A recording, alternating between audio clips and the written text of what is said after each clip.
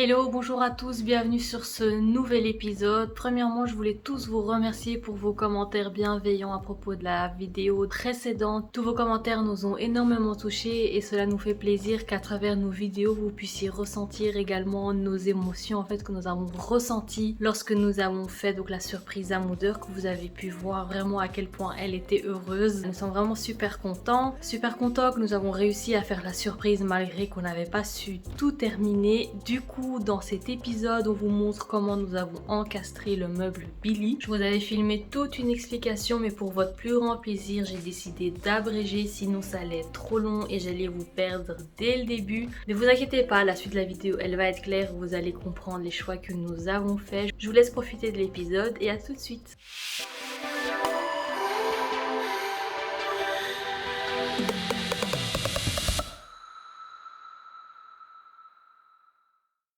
Ça fait 24 cm, le meuble fait 28, donc d'office il allait ressortir. Du coup, le fait de le faire sortir le meuble ici de 2 cm pour l'épaisseur de la plinthe, en fait on allait avoir un meuble qui ressort pour que ensuite que ça re-rentre. Donc j'ai dit c'est pas très joli, donc je préfère faire un effet escalier.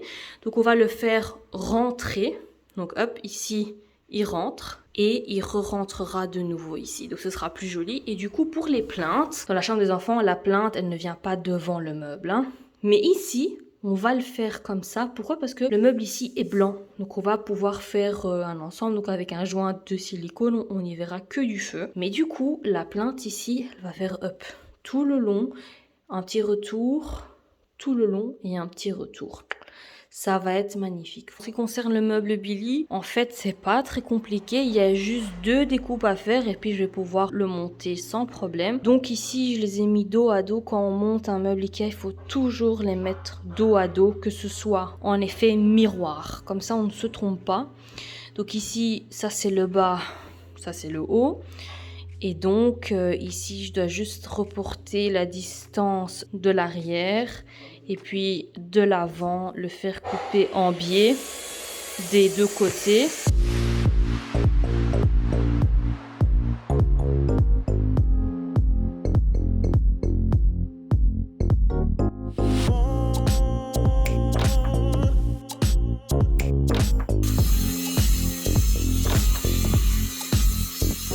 Karen, t'as tout coupé bien. Oh lolo. Est-ce que c'est bon?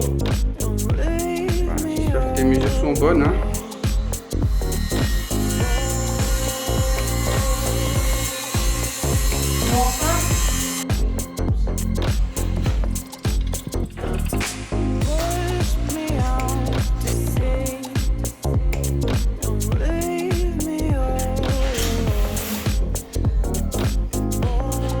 Qu'est-ce que tu veux en début? Là, et là.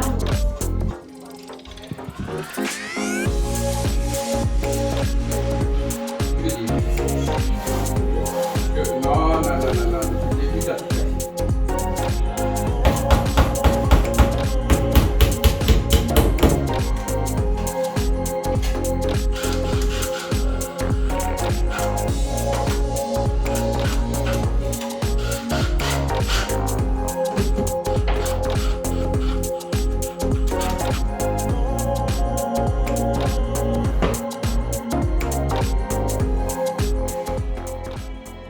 Nous sommes occupés ici avec les plinthes. Ouais, bon, ici il y a quelques retouches à faire. Regardez ce que nous sommes en train de faire.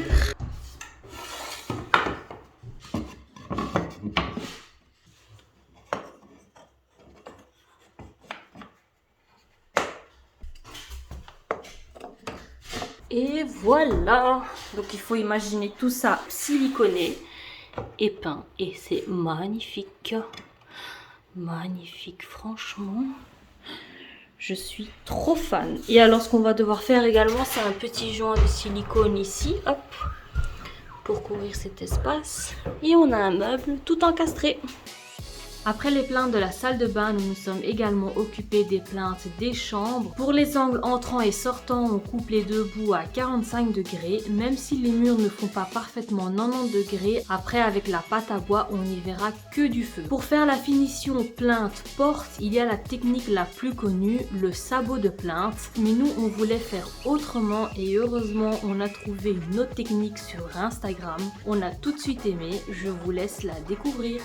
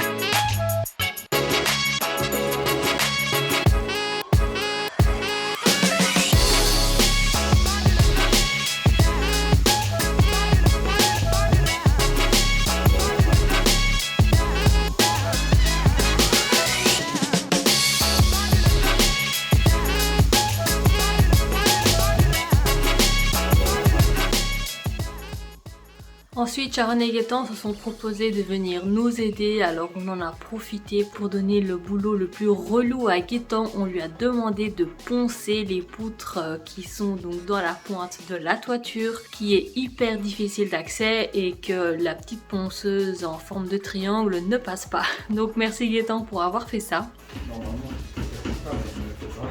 Ça veut dire quoi ça? Je sais même pas ce qu'il y a écrit. C'est pas ton truc de Rupter King? N'importe quoi. C'est pas ça? Non. Les amis, ils vont peindre! C'est dingue, ils vont mettre le primaire quoi, c'est un truc de fou. Vous allez peindre où les gars? Pour que je vous filme. Il a dit ça, John. Ok.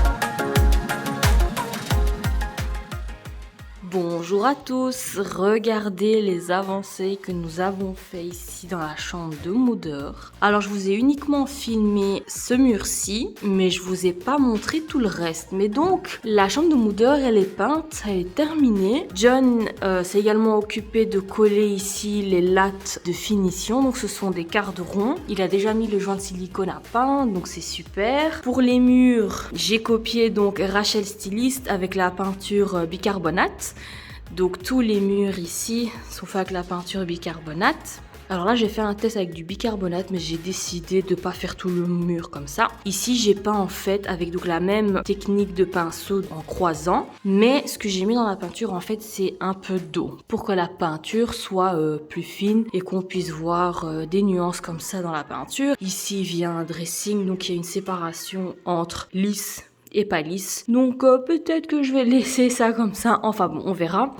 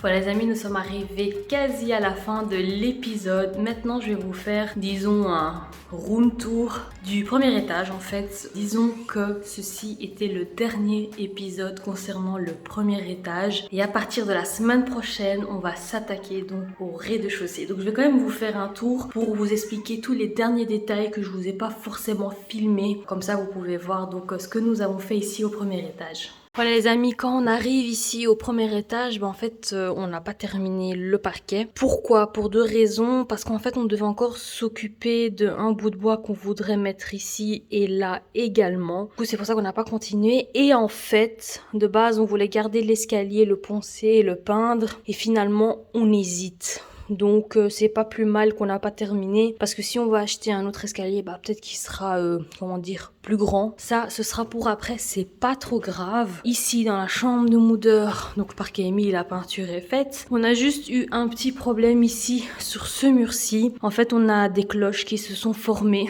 mais uniquement sur cette partie-ci. C'est embêtant, elle était un peu triste franchement, mais bon, on se dit c'est pas grave, on laisse ça comme ça et on s'en occupera plus tard. Alors ici, donc comme vous pouvez le voir, nous nous sommes occupés des plaintes. Elles sont déjà peintes, donc ça c'est chouette. Par contre là, on n'a pas terminé comme là non plus, parce qu'ici, plus tard, on va venir faire un dressing encastré. Il faut attendre qu'on vienne installer le dressing pour qu'on sache exactement la taille de la plainte. Pareil pour là quoi. Ce qu'on a fait également, c'est qu'on a teint les poutres. Faut savoir que on avait pris des poutres traitées, donc elles étaient vertes en fait. Et un abonné nous a donc fait un commentaire vraiment très pertinent. Donc je vais vous partager ce conseil parce que franchement, si on avait su, on aurait fait ça. Il nous a dit, pourquoi n'avez-vous pas acheté des poutres non traitées, tout simplement, et vous auriez bitumé l'endroit où on venait poser la poutre sur les briques en fait. En fait, on aurait dû faire ça. Pourquoi? Parce qu'en fait, les poutres traitées, elles sont vertes et on a poncé. Et franchement, Gaëtan, lui qui a beaucoup de patience, il est passé sur cette partie-ci, je crois, 1 heure. Et franchement, c'était nickel. Mais il a passé 1 heure juste pour poncer ça, quoi. Donc, on a dit non, c'est pas possible. On peut pas passer des heures à poncer. Donc, on a hésité à les peindre en blanc. Et moi, je trouvais ça plus joli, quand même, un effet bois. Donc, on les a teints en chêne foncé. Parce que le chêne clair ne couvrait pas le vert. Donc, chêne foncé. Ce côté-là, c'est fait également. Par contre, ça on n'a pas encore fait. Pour les finitions, plaque du gyproc contre la poudre, on a utilisé des quarts de rond. Et franchement, j'aime beaucoup cet effet. J'aime bien. Je trouve ça très mignon. Je trouve que ça passe bien dans le style de la maison malgré tout. Donc j'aime beaucoup. Ici, on doit en fait encore installer les portes. Mais bon, tant qu'on est encore dans les travaux, on n'a pas envie de les mettre pour pas les abîmer. Là, il faut également teindre. La cage d'escalier, elle est terminée. Enfin, le haut de la cage d'escalier, il manque encore le bas. Ici, Nous nous sommes occupés de cette marche, mais il fallait encore s'occuper du bout de bois en fait pour finir cette belle marche. Et en fait, on a décidé de pas le faire nous-mêmes. Mais en fait, on a, comment dire, un peu regretté parce que ça nous a quand même coûté une belle somme. Et alors, en fait, c'est le prix, c'est comme ça. On n'a rien à dire, mais en fait, on réalise le pourquoi on fait tout nous-mêmes, quoi. Donc voilà, on s'est dit pourquoi est-ce qu'on l'a pas fait nous-mêmes. Parce que bon, il fallait coller plusieurs planches, il fallait faire un arrondi, etc. Même si je sais qu'on aurait été capable, en tout cas John, parce que voilà, c'est lui qui a la capacité de faire ça, il aurait fait ça très bien, je le sais. Mais bon voilà, comme on a envie que les travaux avancent, ben, on a préféré faire ça par quelqu'un d'autre, quoi. Donc voilà. Cette marche nous a coûté 400 €. Donc ils ont collé plein de bouts de chaîne. Et puis ils l'ont découpé. Ils l'ont découpé, ils l'ont poncé. Ils ont fait un petit arrondi que j'ai dû rattraper. Mais bon, voilà. Et ben 400 € les gars. Plus jamais. Pour vous dire que les travaux ça coûte quand même de l'argent. Quand tu fais faire, le calcul est correct, c'est le prix, c'est la planche de chaîne, le collage, les heures qu'ils ont passées dessus. Dans le fond, c'est le prix, c'est comme ça. Mais quand vient même 400 €, ça nous a bien choqués. Ça, c'est une petite marche que nous allons mettre ici en fin de palier en fait. Et c'est le même bois que la grande marche qui vient ici. Donc ça va faire un petit rappel. Et de toute façon, là, il fallait rajouter un bout pour pas que le bâti de porte en fait soit dans le vide. Donc il y aura également un bout de bois là, qui fera donc une marche, donc ce sera très joli. Mais bon, ça ce sera pour plus tard. Dans la chambre des enfants, on s'est occupé des découpes pour l'autre appui-fenêtre et pour les têtes de lit. Et en fait, il faut les teindre. Maintenant, il faut mettre une couche de chêne clair et puis venir les vernir. Et il faut également encore faire les trous pour les prises parce qu'on va mettre les prises directement dans les têtes de lit. Qu'est-ce qu'on a fait également ? Regardez comment c'est trop joli, je suis trop fan. Donc ça c'est le meuble Billy, je vous montre depuis des lustres. Et en fait on a rajouté un surmeuble que nous avons découpé pour venir faire un effet encastré quoi. Donc je suis trop fan, c'est trop joli. Je vous explique un petit peu comment est-ce qu'on l'a fait. Alors c'est pas fini, il faut encore faire un petit joint de silicone. En fait on s'est servi d'une fausse équerre pour venir prendre l'angle en fait. Donc on a dû prendre chaque angle individuellement et venir assembler les pièces ensemble. Et en fait de base on avait commencé à visser les planches ensemble en le montant à même le sol. Bah en fait on s'est trompé de sens. Donc finalement on a décidé de le coller au silicone. Et franchement, ça colle hyper bien quoi. Donc voilà, on s'est occupé de la planche du fond que nous avons donc découpée après avoir assemblé toutes ces pièces-là. On était obligé de le faire comme ça, sinon bah ça aurait été compliqué. J'aime beaucoup, franchement, je suis trop fan. Donc voilà, on a également collé les plaintes ici dans la chambre également. Et alors, dernière pièce, la salle de bain. On a terminé ici le meuble Billy. Regardez comment ça donne trop bien. J'aime beaucoup trop. Franchement, j'aime beaucoup trop. Et pour terminer, en fait, ici, on a mis un quart de rond. Voilà, je sais pas quoi vous dire de plus, à part que oui, on a mis un quart de rond. Et voilà, ça donne très bien. J'aime beaucoup. Donc voilà, la salle de bain, elle est quasi terminée. Là, on a encore s'occuper d'une prise. Oh, je vous ai pas dit. On s'est occupé de nos spots ici dans la salle de bain. Regardez comment... Oh, c'est dommage. Ouais, bon, en fait, on a dû la démonter pour refaire une retouche de peinture. Mais sinon, la lampe qui tombe ici dans la douche, c'est magnifique. Là, il en manque encore une. Regardez. Oh, c'est trop joli. Franchement, j'aime trop. Et les appliques. Donc ici, vient un miroir. Et donc, les amis, clairement, bah... ça accentue tous les défauts. Clairement, en fait, on en a un peu plus que la moyenne, il faut être honnête.